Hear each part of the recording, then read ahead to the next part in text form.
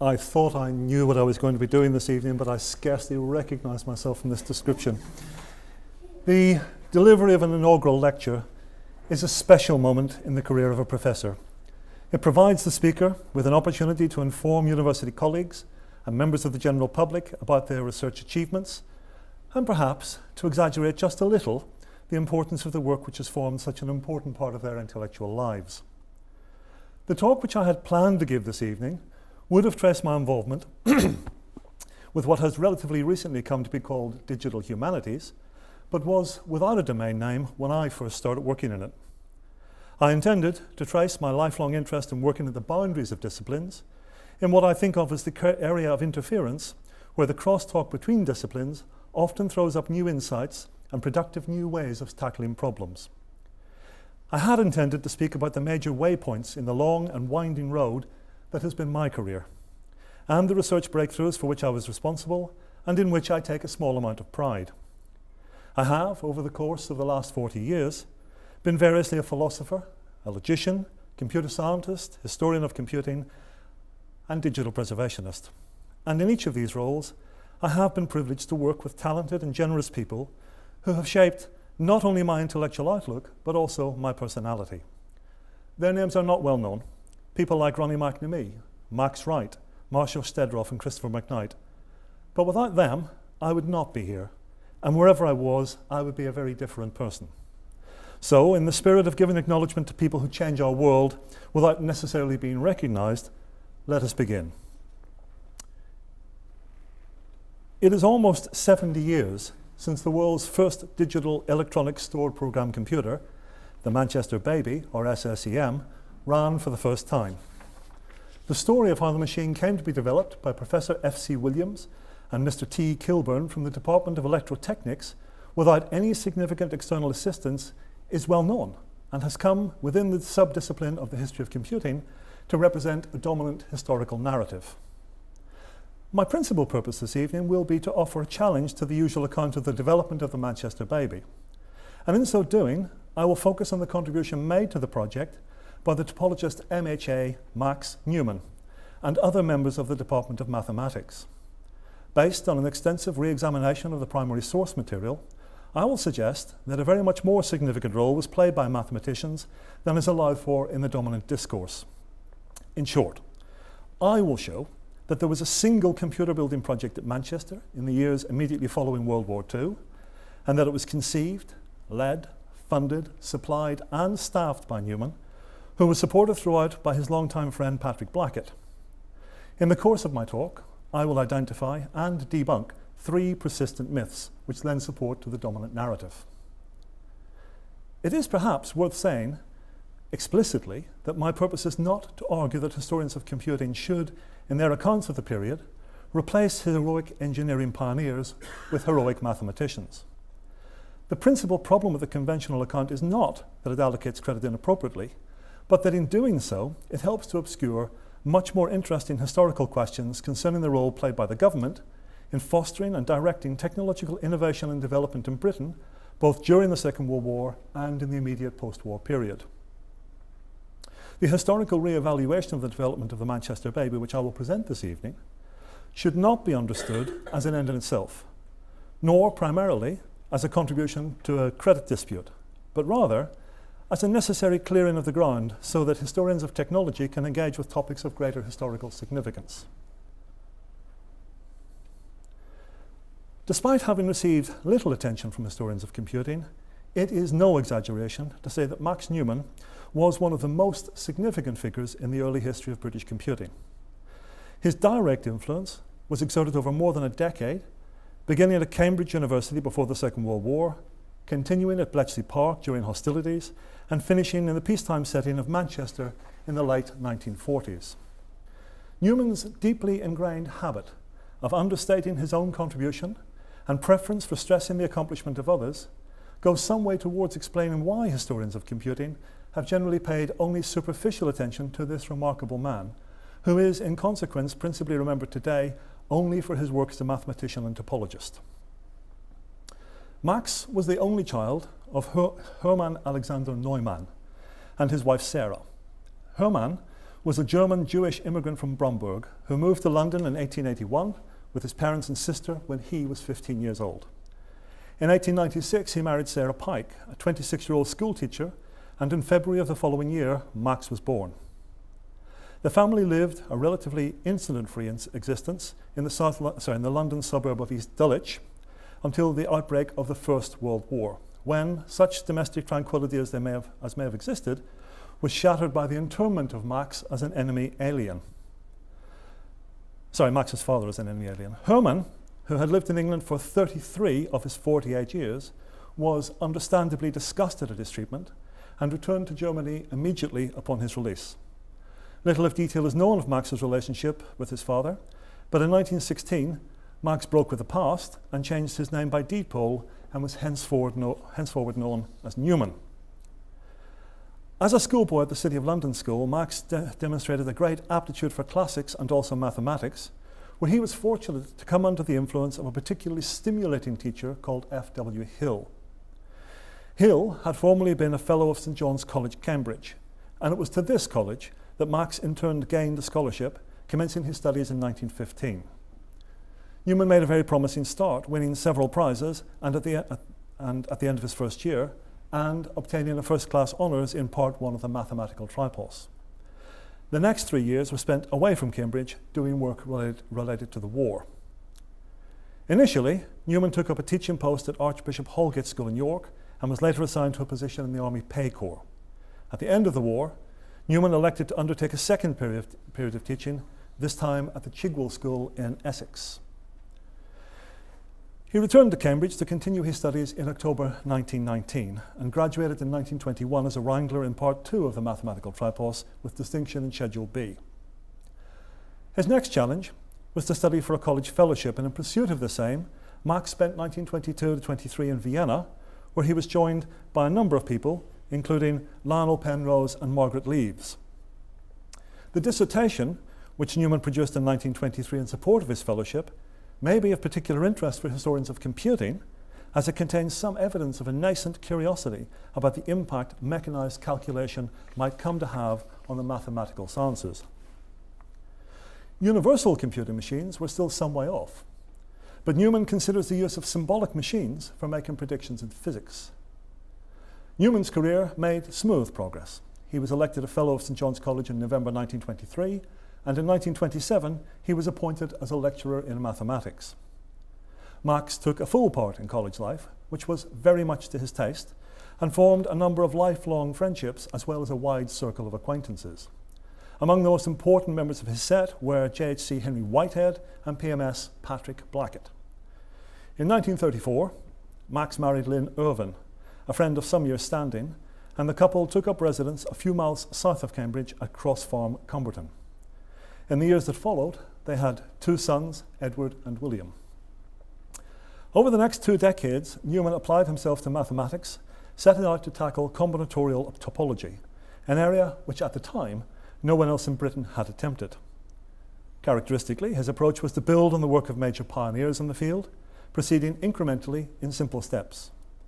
The result was a collection of important papers and a number of theories which continue to be of interest to topologists. Modern computing is often said to have originated with Alan Turing. If so, then its roots can be traced back through Newman to a talk given by David Hilbert at the Sorbonne on the morning of the 8th of August 1900, in which he proposed 23 future problems for mathematics research in the 20th century. The 10th of Hilbert's questions led directly to Hilbert and Ackermann's 1928 formulation of the Entscheidungsproblem, which Hilbert considered to be the central problem of mathematical logic. The essence of the question was, could there exist, at least in principle, a definite method or process involving a finite number of steps by which the validity of any given first-order logic statement might be decided? The original 1900 formulation of the problem was not finally answered until 1970, but the 1928 version proved more immediately tractable. Turing seems to have first encountered the Entscheidungsproblem around the spring of 1935, when he was a student on Newman's Part 3 course on the foundations of mathematics. Solving the Entscheidungsproblem rigorously was entirely dependent on the extent to which a formalization of the notion of process could be devised, and it was to this task that Turing turned, acting on a suggestion of Newman's, and which he accomplished so dramatically. In the middle of April 1936, Turing presented Newman with a draft of his breathtakingly original answer to the Entscheidungsproblem. At the heart of Turing's paper was an idealized description of a person carrying out numerical computation, which, following Church, we have come to call a Turing machine. All modern computers are instantiations of Turing machines, in consequence of which Turing's paper is often claimed to be the single most important in the history of computing. From the first moment that Newman saw Turing's solution, he took him under his wing. Newman canvassed successfully for uncomputable numbers to be published by the London Mathematical Society, and simultaneously enlisted Alonzo Church's assistance in arranging for Turing to spend some time studying at Princeton. Cambridge in the late 1930s and 40s, early 40s, seems to have provided particularly fertile soil for computing pioneers, and Max Newman played a part in the education of most of them. In addition to Alan Turing and his exact contemporary Maurice Wilkes, other students of Newman's included Tom Kilburn, Jeff Tootle, and David Rees. On the 16th of March 1939, as war was breaking out across Europe, Newman was awarded a fellowship by the Royal Society. However, there was little opportunity to use this as a springboard for further work in mathematics. The outbreak of hostilities took one colleague and then another out of academic life into war work. Newman grew increasingly disillusioned with life at Cambridge, and at the suggestion of Blackett, he accepted a post at Bletchley Park. Neither of them could have had the least inkling that Newman had embarked on a course which was to completely alter the future direction of his career. Max was initially appointed as a cryptanalyst as part of John Tilghman's group. The type of transmission which attracted the greatest interest was known as tunny, and carried messages between the very highest ranks of the German command. Manual methods using statistical techniques had been devised for breaking into the code, but the sheer volume of traffic being intercepted was beginning to overwhelm the human resources available. Newman was able to make a vital contribution. He believed it was possible in principle to mechanize the attack on tunny, and successfully lobbied to test his conviction by developing an electromechanical code-breaking machine which came to be known as the Heath Robinson. Newman was placed in charge of the development, and a cryptanalyst, 2 engineers, and 16 wrens were placed at his disposal. At first contact, Newman was perhaps a little austere, but his manner was generally affable and occasionally playful. Speaking in 1975, Jack Goode recalled that, typical of his quiet wit in the face of wartime delays, was his topological comment, "It's wonderful how many different shapes the neck of a bottle can take." He ran his section, the Newmanry, with patriarchal authority, but in a democratic spirit, encouraging his staff to speak up if they thought him mistaken. Having something of the force of nature about him and possessed of considerable intellectual daring, he demanded, and generally got, the impossible both of events and of people. Donald Mickey recalled that Newman proceeded with vigour and certitude, seemingly as a vehicle without reverse gear. Under Newman's leadership, originality flourished. The successes of his team, in which he took great pleasure, were not the result of detailed micromanagement, but came about by finding people in whom he could place his trust, and then cutting them loose to work according to their own judgment.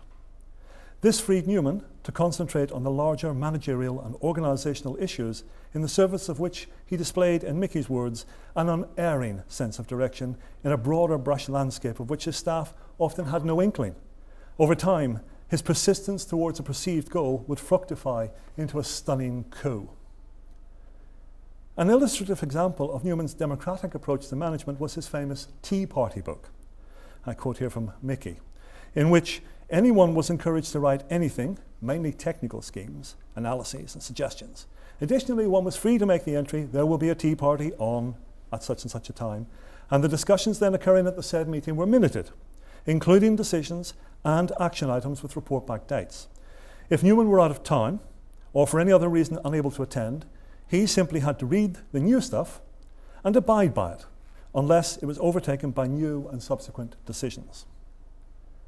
Although tolerant of debate, and I look at my head of school for this, Newman was certainly prepared to put an end to discussion when it had served its purpose and he had settled on his course.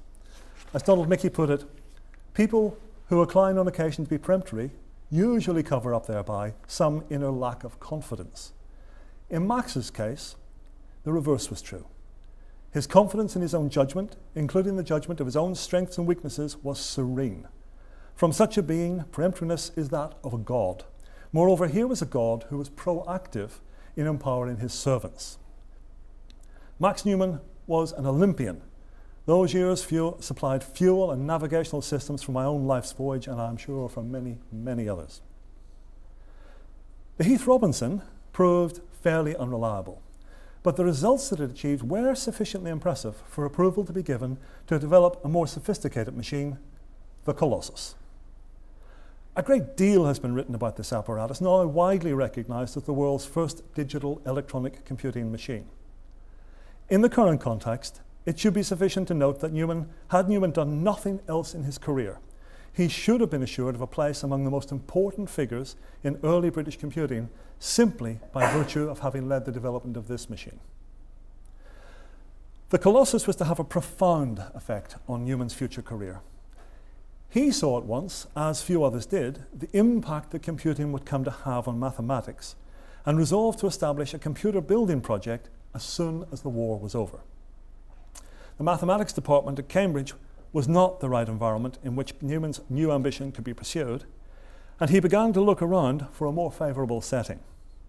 With the help and encouragement again of Patrick Blackett, Max was appointed to the Fielden Chair of Pure Mathematics at Manchester University, the post having become vacant when Louis Mordell moved in the opposite direction to take up the highly prestigious Sadlerian Chair at Cambridge. Newman had two clear goals in mind: to establish a department which could stand comparison with the best in the country, and to build a computer. At Bletchley Park, Newman was surrounded by people who could help him achieve both objectives. In a clear declaration of intent, Newman brought with him from Bletchley Park Jack Good and David Rees. Both these Cambridge mathematicians had served in the Newmanry, and in addition to having impeccable mathematical qualifications, both had a familiarity with the Colossus that would be invaluable for the work that Newman had in mind. With Newman's assistance, a substantial grant was secured from the Royal Society, explicitly for the purpose of developing a computer, the first such award ever made, and a huge triumph for Manchester. The only piece of the puzzle which was missing was a lead engineer. Newman had, before submitting his funding application to the Royal Society, secured limited support from Professor Willis Jackson, who was head of the Manchester's Department of Electrotechnics. Jackson agreed that when Newman was able to secure the services of a full-time engineer, he could be attached to Jackson's department.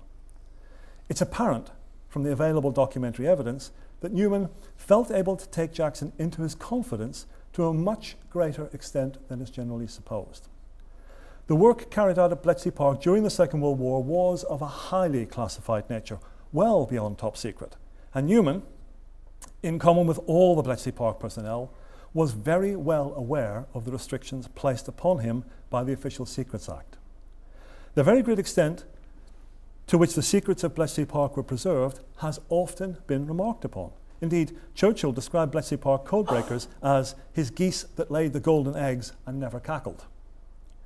Within the history of computing, it is usually claimed that the Colossus could have no impact on the development of civilian computing because even the mere fact of its existence was kept completely secret until the mid-1970s. I have elsewhere called this claim the myth of secrecy. In fact, Newman not only revealed the existence of Colossus to Willis Jackson, but actually took him, during the summer of 1945, to see a number of colossi in situ at Bletchley Park, and obtained advice from him on which components of the machines could be reused in the construction of a computer at Manchester. Acting directly on Jackson's advice, Newman made arrangements for, quote, the material of 2 complete colossi, and in addition a few thousand miscellaneous resistances and condensers of other machines, all to be transported from Bletchley Park to Manchester, the transfer taking place later the same year. The significance of Jackson's visit to Bletchley is enormous. since it could not have taken place without security clearance having been obtained at the very highest level. Jackson's presence in Bletchley Park during 1945 is a clear indication of government support for Newman's computer building project and constitutes conclusive disproof of the claim that Colossus could not have had an impact on the development of peacetime computing because of the secrecy surrounding its existence. In fact, there is also some documentary evidence supporting the claim that Newman discussed the Colossus with John von Neumann and with F.C. Williams. There are also clues in the Royal Society papers concerning Newman's funding application that his involvement with computing during the war was well known to the funding committee. A subcommittee of the Royal Society was formed to advise on the merits of Newman's computer building proposal, comprising Patrick Blackett, William Hodge, Henry Whitehead, Douglas Hartree and Charles Darwin, the first three of whom certainly knew of the existence of Colossus. Jack Good has indicated that as part of the process of assessing Newman's funding application, Hartree was, like Jackson, taken to see the Colossi in situ at Bletchley Park. If Good's claim is correct, it would be further evidence of an explicit intention on the part of the authorities that computing knowledge gained at Bletchley should be transferred into Newman's Manchester development. Jackson's support for Newman's project was valuable, but stopped short of providing him with the engineering expertise he required to actually construct a computer. Newman was not the only person looking for a top-flight engineer. The National Physical Laboratory, NPL, were also planning to build a computer, and good circuit men, as Newman wrote to von Neumann, were both rare and not procurable when found. Thus it was that F.C. Freddie Williams found himself at the end of the war in the fortunate position of being a man greatly in demand. Williams had been a lecturer at Manchester before the war and had spent the war years working at the Telecommunications Research Establishment, helping develop radar and leading a small troubleshooting team. By the end of hostilities, Williams was widely recognised as one of the best electrical engineers around, and he was actively courted by NPL and by Newman. In the end, Williams' choice was relatively easy to make. NPL's proposal was that Williams should work on Turing's ACE design, and not only afforded Williams less freedom to develop his own ideas than he wanted, but also compelled him to work with Turing, a prospect Williams did not relish. Newman and Manchester were able to offer the chair in electrotechnics, which Willis Jackson had recently vacated, in order to take up a similar post at Imperial College London. Now, it's possible that Jackson's move, which opened up such a tempting opportunity for Williams, was assisted by Patrick Blackett, whose influence at Imperial was not insubstantial. But be that as it may, Blackett and Newman, who had earlier discussed with Jack Good the possibility of hiring Williams, were certainly members of the Manchester Appointments Panel, which in 1946 offered Williams the Edward Stocks Massey Chair of Electrotechnics. A very substantial extra benefit came in the person of his PhD student, Tom Kilburn, who joined Williams from TRE. Having secured the support of the university, obtained funding from the Royal Society, and assembled a first-rate team of mathematicians and engineers, all of the elements of Newman's computer building plan were in place. Adopting exactly the same approach that he had used so effectively at Bletchley Park, Newman set his people loose on the detailed work, while he concentrated on orchestrating the endeavour. The result was, once again, success beyond all expectation. By the middle of 1948, the Manchester baby was up and running, and although it was little more than a proof of concept, it was still the world's first working digital electronic stored program computer. Through the agency of Patrick Blackett, Sir Ben Lux-Spicer was shown the baby, and government support for the manufacture by Ferranti of a production version of the machine was quickly secured. The account which I have given of the development of the Manchester baby and the role played in it by Newman represents a very radical departure from the conventional history of the project. It is appropriate now to consider in some detail the principal ways in which the dominant narrative differs from the interpretation which I have provided. The first person to present a history of the development of the baby was S.H. Simon Lavington, according to whom there were in fact two distinct and separate Manchester programs to build a stored program digital computer, one led by Williams, one led by Newman. On this account, Williams' project is presented as a triumph from which the engineers emerge as garlanded heroes, whereas by contrast, Newman's project is characterized as a failure, and the mathematicians, insofar as they are mentioned at all, are portrayed as marginal figures. I quote from Lavington. Newman and his mathematicians took no active role in the design of Manchester computers, but he did provide general enthusiasm for the project, and in due course, the Newman project became merged with the Williams-Kilburn machine. The two-project account has very general currency and forms part of a wider professional mythology within which the engineering perspective or practical perspective is privileged, while the mathematical or theoretical point of view is almost entirely excluded. Lavington's assertion that mathematicians took no active part in the design process sounds plausible. After all, one would not expect a mathematician to be in the position to contribute much to the engineering design of a computer. However, the claim of non-involvement is more complex than may at first be apparent, and is entirely dependent on what precisely is meant by active and design. Williams' personal recollection after the event that neither he nor Kilburn knew the first thing about computers until 1947, when Newman and Turing explained to them how computers work, is prima facie evidence coming from an engineering source of at least one active contribution made by the mathematicians. Further evidence of collaboration is to be found in the contemporaneous records kept by Jack Good, one of Newman's mathematicians, which show a free exchange of ideas and documents passing between engineers and mathematicians. Good also recalled having a hand in the general theoretical education of the engineers. He says, "I was at Manchester and concerned with computers before the engineers F.C. William and Tom Kilburns arrived, and I helped teach them a few things." According to Donald Mickey, Newman delivered at Manchester in the immediate post-war period a series of lectures which helped shape the understanding of the engineers and constituted part of their computing education. Moving outside of the immediate Manchester circle, Turing and Wilkinson delivered a series of lectures on the design of ACE, which took place at the Ministry of Supply's London headquarters from late 1946 to early 1947, and Kilburn attended these lectures. Whatever the impact the content of the lectures may have had on the subsequent detailed design of the baby, it is clear, at least, that Newman, Turing and Good were, contrary to the impression which may have been left by Lavington, active in disseminating ideas on computer design and in educating engineers to the point where they could engage constructively with the problem of building a computer. The characterization of the mathematicians as passive enthusiasts simply runs counter to the available evidence. Of course, it's one thing to note that mathematicians within Manchester and more widely were active in stimulating an interest in computing per se, but quite another to show that they had a tangible effect on the actual design of the baby. However, there is no reason why anyone should ever have expected mathematicians to be making that kind of contribution. It's one of the shortcomings of Lavington's account that it suggests active involvement by mathematicians in the detailed circuit design of the Manchester baby as being a prerequisite for their being full partners in the project. This is, of course, very much to see the world from the perspective of the drawing board or the soldering iron, and it is important to recognise that what counts as activity is critically dependent on one's point of view.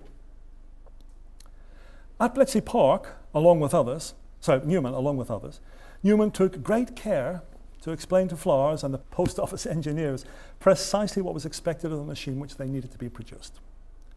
This would have involved giving an explanation of enough by way of general principles as would be needed to enable engineers to make progress.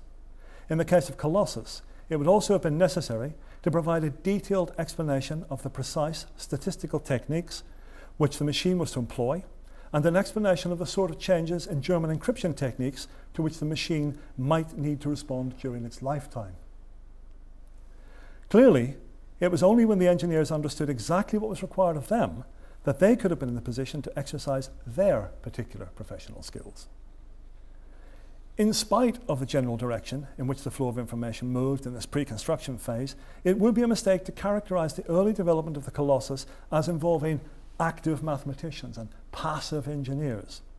It would be more accurate to think in terms of a joint endeavour involving active dialogue. Newman, as a mathematician and cryptanalyst, would have had the non-trivial job of drawing up a project specification for Colossus, while the engineering design and machine fabrication of the device was Flower's responsibility. The specification for Colossus was not contrived in vacuo, and Flowers and his team would constantly have been having to triangulate the ideas of mathematicians onto the geography of the possible. The fact that the skills of a number of different professions had to be brought to bear on the problem is simply no demonstration that there were two different computing projects at Bletchley Park, only one of which, the Flowers project, led to the successful development of a machine. Nor, it must be said, has anyone ever suggested otherwise. Similarly, even if it were the case that the Manchester mathematicians had absolutely no involvement in the detailed circuit design of the baby, we would require more evidence to show that there were two different computer building projects in existence, only one of which was a success. If Williams had been engaged in an independent attempt to build a computer, it should be possible to find confirmation in the form of contemporaneous documents. The civilian effort to build a computer or computers at Manchester was not subject to official secrecy restrictions, and there is no reason to suppose that evidence should be hard to find. There are plenty of documents confirming Newman's activity. We can trace his initial interest in developing a computer to his experience of the Colossus. Newman's intention to build a computer at Manchester is confirmed in numerous documents we can follow in reasonable detail, Newman's precise plans, and the steps that he took to secure funding for the activity. We have hard evidence of his successful attempts to find staff on both the theoretical and engineering sides of the endeavour. We have Manchester University Council minutes in which Newman is called to report on the progress of the computer. In Williams' case, the documentary evidence of his interest in developing a storage device for use in a computing machine is incontrovertible. But there is nothing that I'm aware of which suggests he had any personal interest in developing a computer at Manchester or anywhere else. He is not called upon by the university authorities to report on progress independently of Newman's Royal Society-funded project. The evidence for an independent project led by Williams is scant and is almost entirely non-documentary.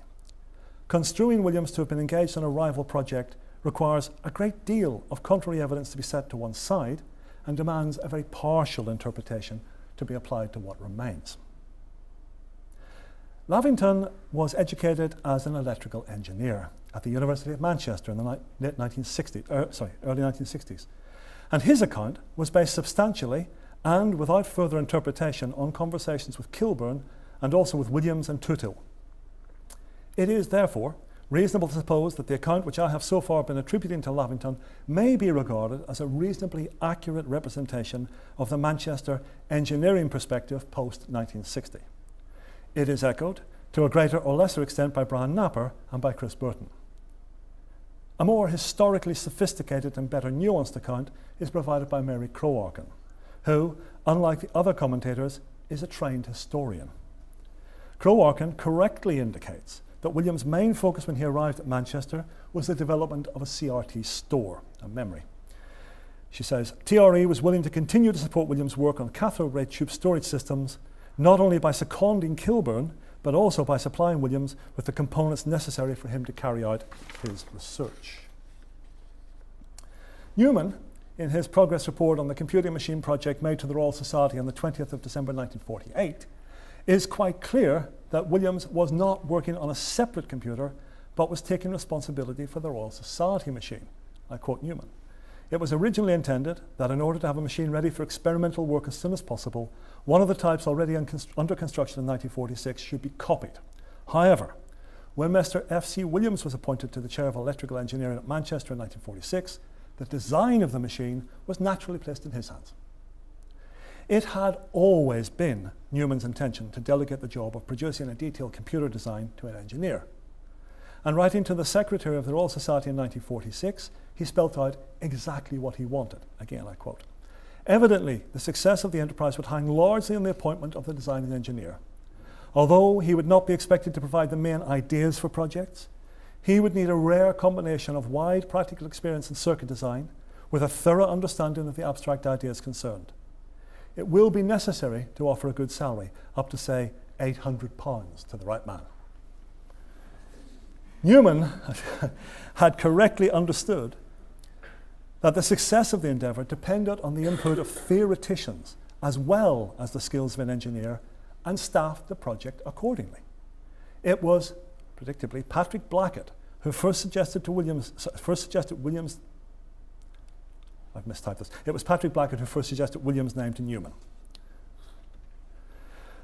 While Newman recognised the value of basic research on the principles of computer construction, he had an altogether different purpose in mind for his proposed machine. With remarkable prescience, he saw that the computer would lead to the development of new types of mathematical solutions and would prompt the creation of new techniques in mathematical analysis. Newman was not interested in building a computer for its own sake, but as a tool, which, if it was worth developing at all, had to do something. It's particularly noteworthy that a pure mathematician should have such an early interest in the mechanization of mathematics and displayed, almost before anyone else, such a grasp of the possibilities that computers offered. Williams' conception was, and always remained, somewhat different. As he recalls some 30 years later in an interview with Christopher Evans, "I'm an engineer. I defined the computer right from square one as being a device which was designed to facilitate the performance of mathematics, the greater part of which would very much better not be done." Williams' appointment was an important milestone in the engineering of the Royal Society machine. It was not, as some have argued, the start of an independent parallel project. Following precisely the plan Newman addressed to the Royal Society, different aspects of the project were being semi-autonomously managed by different specialist groups. In an echo of the Colossus development, primary responsibility for the machine specification and determination of the final use of the machine fell to the mathematicians. The overall responsibility for the details of implementation belonged to the engineers. This division of labour played to the strengths of the participants and would have made perfect sense to all parties. As Williams put it to Randall, "Since Newman understood computers and I understood electronics, the possibilities of fruitful collaboration were obvious." As the initiator of the Royal Society supported computing project and the senior professor, the overall leadership of the activity started out in Newman's hands. Over time, things changed. Within a few years, it became clear that the future direction of the project was likely to be focused on engineering and would, in consequence, be better directed by an engineer. In recognition of this, Newman withdrew from active involvement, leaving the field to Williams and Kilburn. Williams, who had little interest in computing, soon stepped back, leaving further developments of computers at Manchester in Kilburn's hands. Returning for a moment to the question of the extent to which Newman's mathematicians may have made contributions to the design of the baby, it is worth noting that there is clear contemporaneous documentary evidence that Jack Good had a role to play in the design process. This is not to suggest that he was responsible for developing detailed circuit designs, nor that he handled a soldering iron in anger. But among his papers, we find evidence of design discussions of a fairly substantial nature, including a block diagram for a suggested design for the baby drawn in Good's own hand on the 3rd of June 1947. In the marginalia, not shown here, we find a note to the effect that the diagram, together with a short report, were passed in the first instance to Rees and Newman, mathematicians, who approved the material with only minor modifications before handing it to Kilburn on the 10th of June 1947. The importance of this source is immense. Starting with the most trivial point, it is often asserted that the earliest block diagram for any computer is to be found in Kilburn's report to the TRE, produced in December 1947.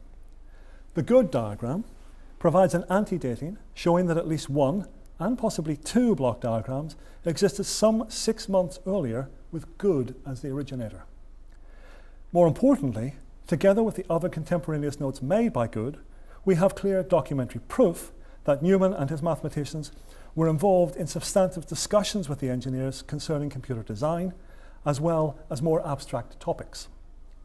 Good's diagram is for a centralized machine, whereas Kilburn's is for a decentralized device.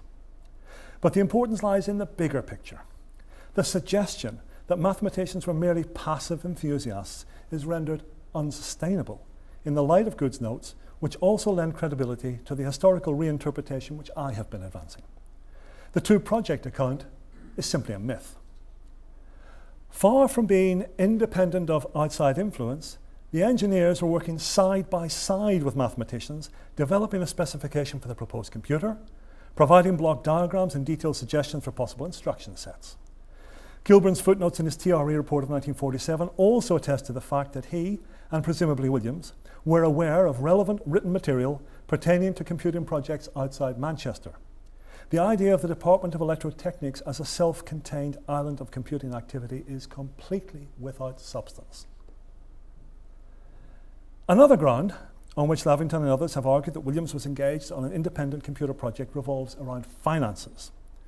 The two-project myth treats as very significant a lack of spending on the development of the baby out of Royal Society funds.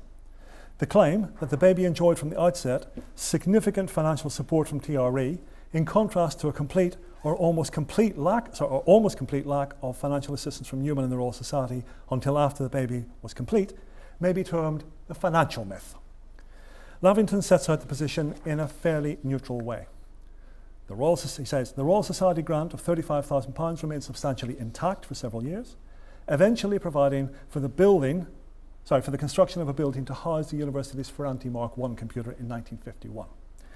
Napper, although somewhat more strident in tone, does make clear the very important role of the financial myth in supporting the two-project myth.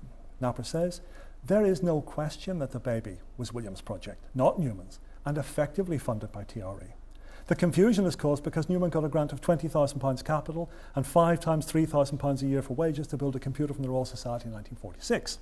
Also, the room that the baby was built in was called the Royal Society Computing Machine Laboratory.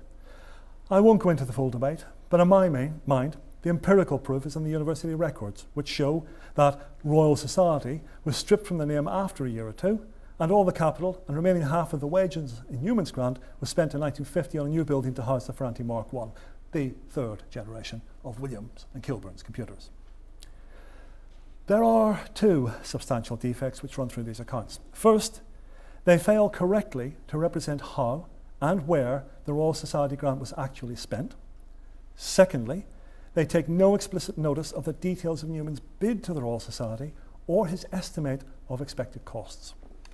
Thus, the financial myth ignores the financial context.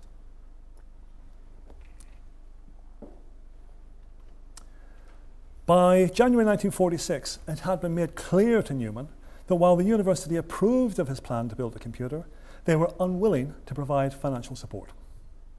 Writing to the Royal Society in support of his application on the 20th of January 1946, Newman gave approximate financial projections. No detailed breakdown of the costs is given for the construction of the machine, noting that the total cost would be £10,000 over the first 3 years and £20,000 over the first 5 years. There is no indication that the project was intended to come to an end after the 5th year, and in the light of other comments he makes, it seems reasonable to suppose Newman saw Manchester as staying in the forefront of computing over the long term. Newman made budgetary provision for 2 half-time mathematicians, but no allowance for his own salary, presumably because he felt he could direct the project in the time he had available after his departmental duties were complete. Newman's managerial style, which as we have seen involved picking very capable lieutenants and giving them freedom to do their jobs without unnecessary interference, would have made this a realistic expectation. Whereas Newman had expected to spend £1,300 during the first year of the project to cover salaries, he ended up needing only £500. In addition, approximately £300 was spent on sending Rees to the Moore School lectures. Allowing another £50 for miscellaneous spending, this would have brought the first year's actual expenditure up to £850, give or take. TRE's contribution to the project represented a saving against estimates worth some £500 for Kilburn's salary, and a further approximate £100 in donated components. It's actually difficult to place a firm cash value on the hardware that TRE supplied, as it was mostly surplus stock, which, had it appeared on the open market, would have had a serious downward effect on prices. Consequently, it would almost certainly have been destroyed had it not been given to Manchester.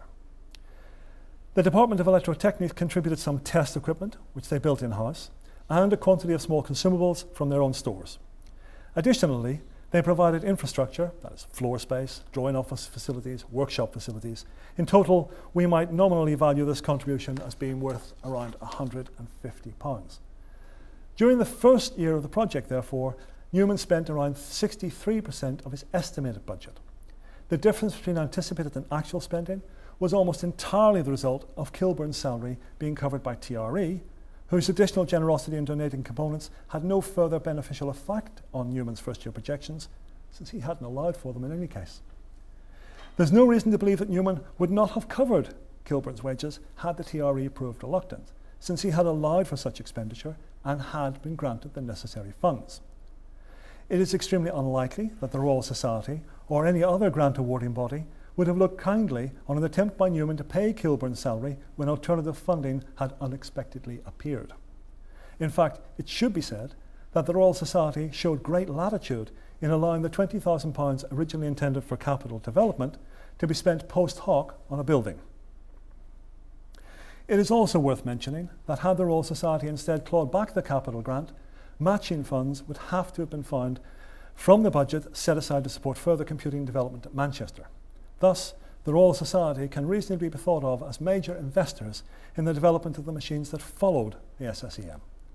However, despite the financial scale and political importance of the contribution made by the Royal Society to the SSEM and its successors, the part it played has received little acknowledgement from historians. In view of the actual spending that took place and the context within which Newman was operating, Napper's bold statement of the financial myth made in the course of commenting on the development of the baby that Professor Newman had a grant was true, but in effect it was not used until it was not required, can be seen to fall very wide of the mark. During the course of this talk, I have covered a substantial amount of ground. Based on a complete re-examination of the available source material, I have provided a new historical interpretation of one of the most iconic machines in the history of British computing. In doing so, I have called into question the dominant historical narrative and set aside an account of the period which has hitherto remained unchallenged. I have identified 3 persistent myths which have acted to distort the picture of early computing in Britain and argued, I hope persuasively, that they are without foundation. In showing that the origins of the Manchester baby lie in the wartime setting of Bletchley Park, and that the mathematicians who worked on Colossus were not only engaged in a process of knowledge and technology transfer, but were acting with the full knowledge and consent of the authorities, I have cleared the way for historians of computing to consider for the first time the extent to which the British government played an active part in fostering and directing technological innovation in the immediate aftermath of the war. In many ways, my talk this evening has been an exercise in drawing attention to contributions which have largely gone unnoticed. In the same spirit, I would like to conclude by acknowledging 2 personal deaths, one recent and one long-standing. Just over a year ago, when I took up my appointment at the University of Brighton, I first met the man whom I succeeded as director of the Cultural Informatics Research Group. David Arnold, pictured here on the day of his and Angela's wedding just last May, was known to most of the people in this room. Therefore, I need say little to you of his achievements and the distinction which he brought to this university and indeed to all of his activities, nor yet of his personal qualities. His untimely death, just a few months into a well-deserved retirement, was felt very deeply by all who knew him. In my own case, he proved generous and supportive as I found my feet here, and eased me gently into leading the very remarkable team which he created at the University of Brighton. There have been a number of conversations within the Cultural Informatics Research Group about suitable ways to commemorate David. One of these is to institute an annual lecture in his name. I would therefore like to dedicate my talk this evening to David Arnold and offer it as the first in what I hope will be many such occasions. The greatest professional and personal debt by far which I owe is to Janet Delve, and it is to her that I address my penultimate remarks this evening. It is, I think, a characteristic of the people of Northern Ireland that when it comes to paying compliments, we are far from loquacious.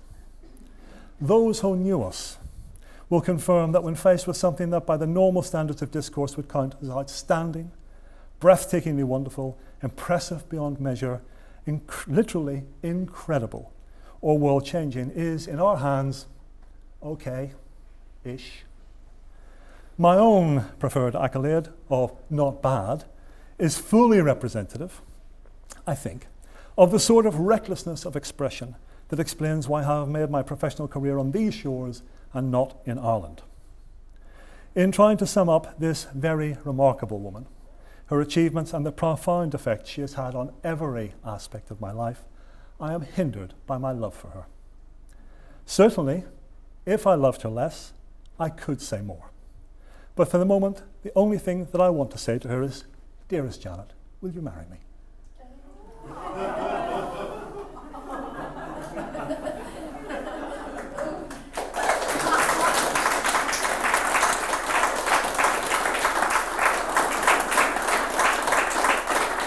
She's not answering.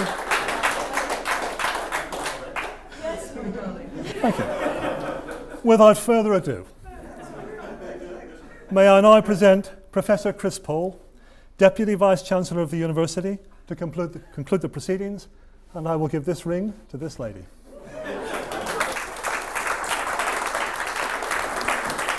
Promise you're surprised.